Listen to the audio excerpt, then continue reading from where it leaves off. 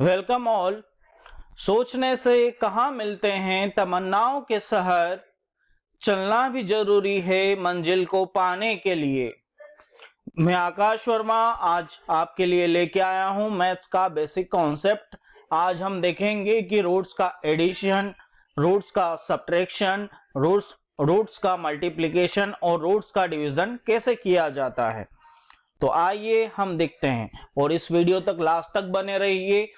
और नीचे WhatsApp group की लिंक नीचे डिस्क्रिप्शन में है, जिसको क्लिक करके आप ज्वाइन कर सकते हैं। इस चैनल को अभी तक आपने सब्सक्राइब नहीं किया है तो चैनल को सब्सक्राइब कीजिए। तो हम सबसे पहले देखते हैं एडिशन,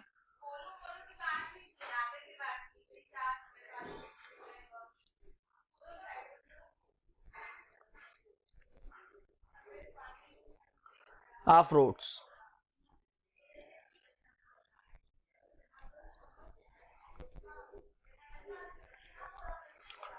तो अगर हमारे पास रूट्स है,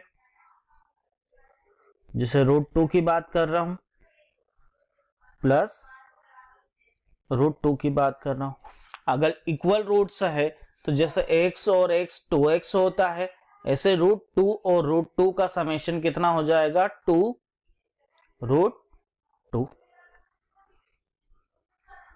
और अगर हमारे पास डिफरेंट रूट्स है, जिसे √2 का समेशन मैं √3 के साथ कर रहा हूं, तो इसके साथ कोई समेशन नहीं होगा, इसको एज इट इज ऐसा ही लिखना पड़ेगा।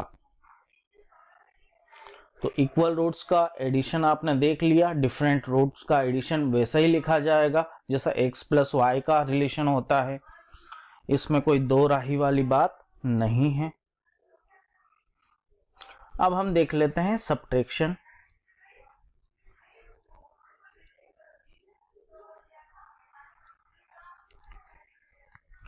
तो जैसे हमारे पास है 5 square root 3 minus 2 square root 3।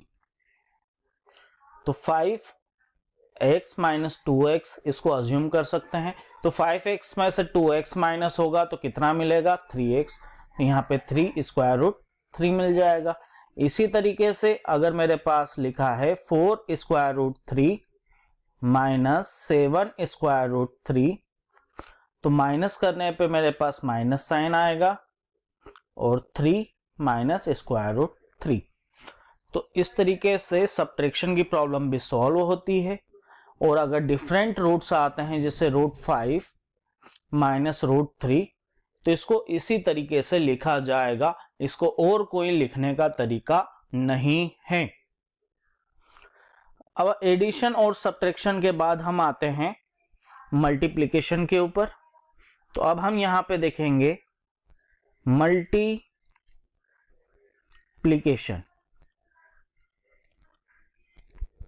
तो मल्टीप्लिकेशन ऑफ रूट्स में सबसे पहले इक्वल रूट्स लेते हैं, जैसे √2 का मल्टीप्लिकेशन √2 के साथ करते हैं तो क्या मिलेगा, तो हमें उसके अंदर जो डिजिट है वही मिलेगा।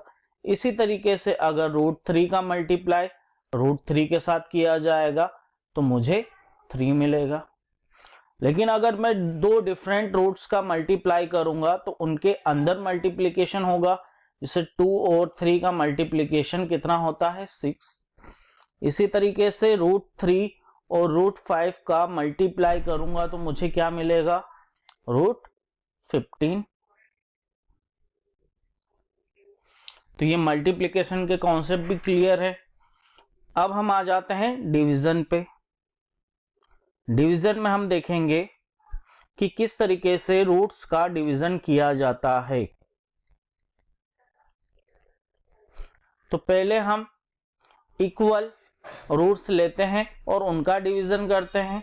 तो √2 का √2 में डिवाइड करेंगे तो हमें 1 मिलेगा।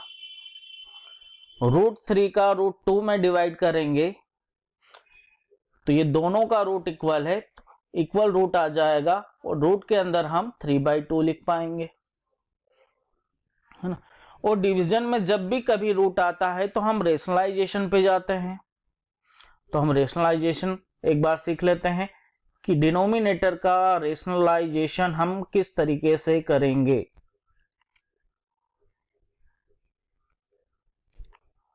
जैसे 1/√3 है और मुझे रेशनलाइजेशन करना है तो मैं यहाँ पे √3 का मल्टीप्लाई और √3 का डिवाइड करूंगा, तो ये मुझे मिल जाएगा √3/3।